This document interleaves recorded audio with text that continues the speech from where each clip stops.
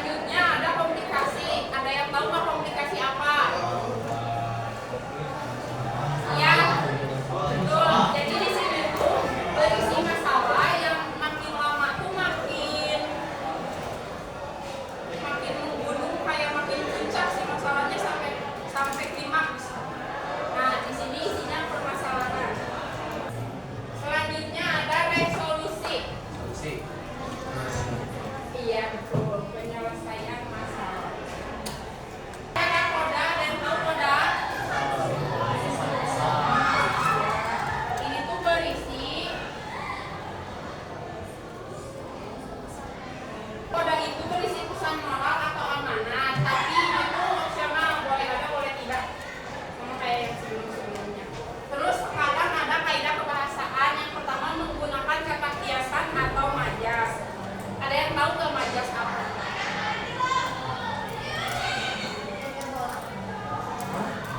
Ya itu jenis-jenisnya.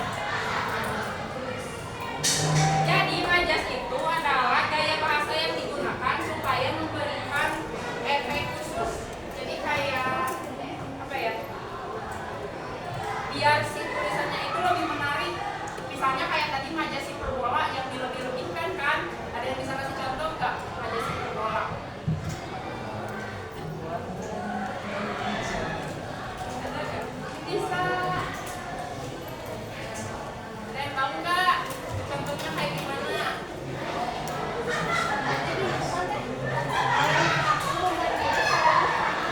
Iya bisa, itu kan dilebih-lebihkan ya. Jadi si tulisannya itu lebih menarik karena ada gini ya, kalau gimana lebih gampangnya mah. Terus contoh majas juga ada banyak ya, ada majas perbandingan. Majas perbandingan itu majas yang membandingkan hal berbeda tetapi sifatnya sama. Contohnya kulit bayi selembut kapas. Itu beda kan, kulit sama kapas beda kan, tapi si sifatnya sama-sama lembut. Nah kayak gitu. Terus ada majas pertentangan, itu tuh berlawanan. Kayak tadi hiperbola itu masuk majas pertentangan. Atau ironi itu sindiran masuk juga. Terus ada majas pertautan, hal lain yang sifatnya sama ya bertaut gitu. Terus penegasan yaitu yang ditegaskan kembali, dan ada contoh yang lainnya. Selanjutnya ada menggunakan kata kerja transitif dan intransitif. Kalau kata kerja transitif itu kata kerja yang membutuhkan objek langsung untuk memberikan makna lengkap. Contohnya, saya menulis surat. Saya menulis surat itu kan si surat itu objek. Katakan kata kerja yang membutuhkan objek langsung untuk memberikan makna yang lengkap. Karena nggak sih?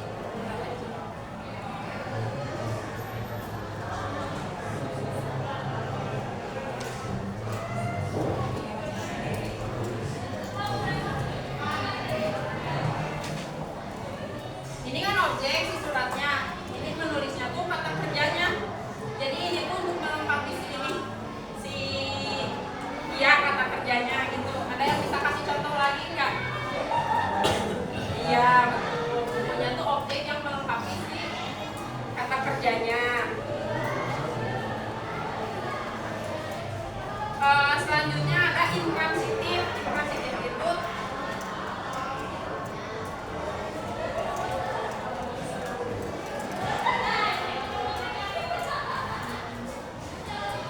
Intransitif itu tidak membutuhkan objek. Contohnya, dia terbangun pagi ini. Pagi ini bukan objek kan? Jadi yang tidak ada si akhir-akhirnya nih. Selanjutnya ada menggunakan kata penghitung urutan waktu. Mirip-mirip sama yang kemarin anekdot.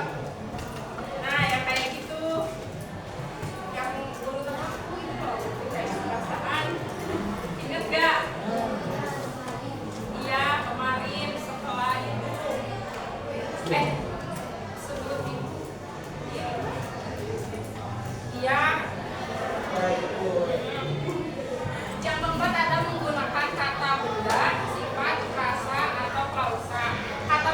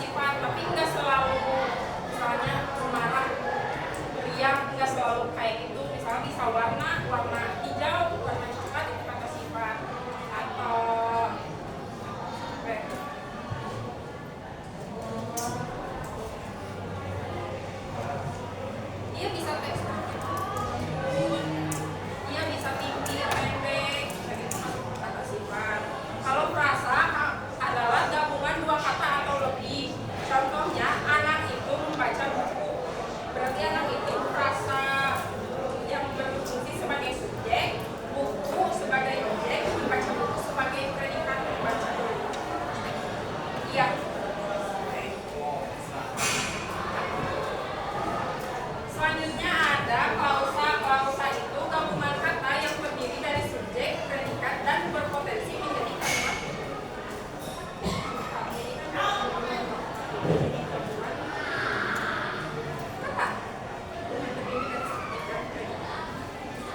Ada yang mau ditanyakan dulu, Pak?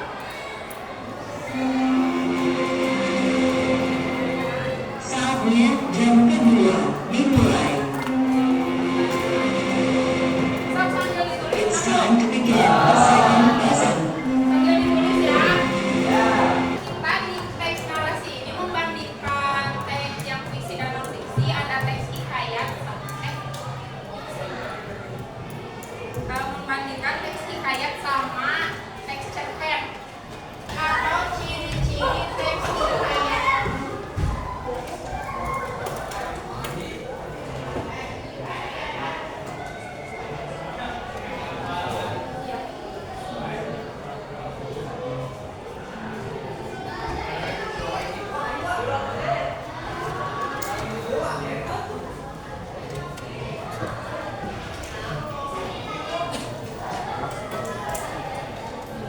Dan yang pertama anonim.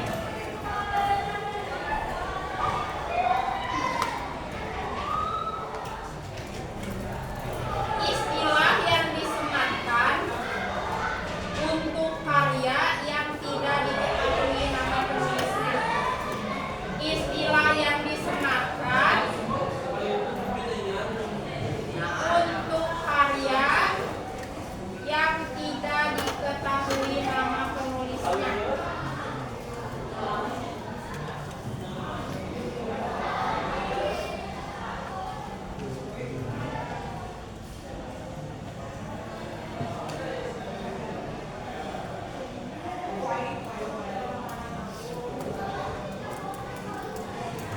Gak pada tahu kan dia anonim.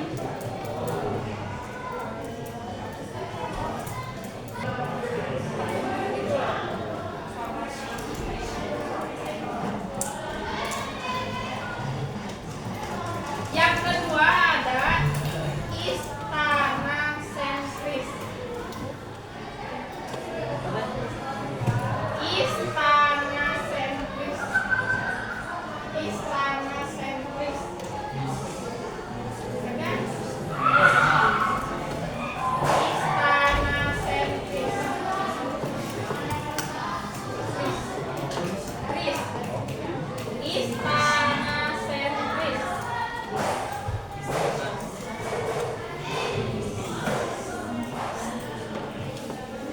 Kisah atau cerita awalnya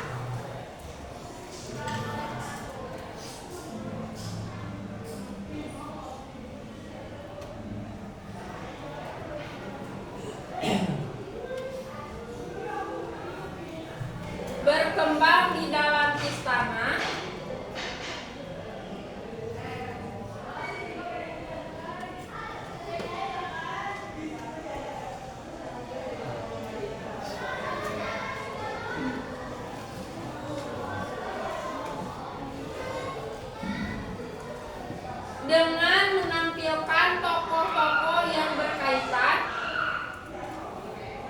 dengan menampilkan tokoh-tokoh yang berkaitan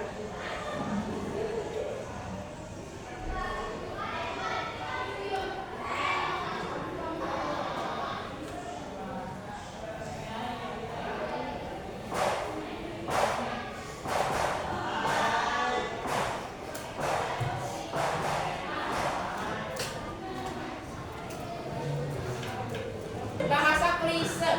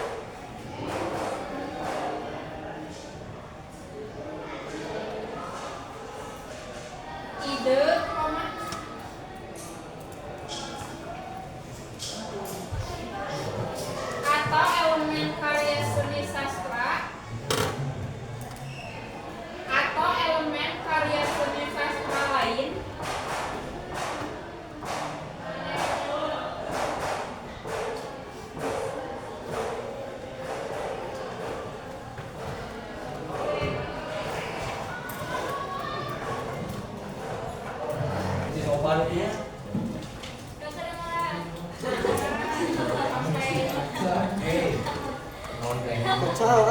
Jadi contoh hikayat. Contoh hikayat judulnya Sultan Muhammad dan Sultan Muhammad dan Sultan Muhammad. Kata beberapa lamanya, maka Raja Melaka pun hendak merajakan anaknya berdua itu. Maka pada itu suatu baginda duduk semanyam diharap oleh segala materi dan pegawai pertuanan sekalian hadir duduk menghadap baginda. Maka titah baginda, hai Mama bendahara dan laksamana. Terus segeralah kerahkan segala pegawai seluruh berangkat, kita hendak merajakan anak kita berdua. Maka sembah bendahara dan laksamana, daulat tuanku, mana kita patih junjung. Setelah pada keesokan harinya, maka bendahara dan laksamana pun masuk menghadap berdatang sembah. Daulat tuanku, patih dititahkan berlengkap samana emas dan perak berpuluh-puluh kati. Setelah pada keesokan harinya, maka baginda pun berangkat keluar dihadap oleh segala pegawai dan bantuanan sekalian. Maka titah baginda, hai Mama bendahara, kerahkan segala orang, suruh berjaga-jaga. Oh udah kalau kita sedikit deh, jangan diuri kritik kali.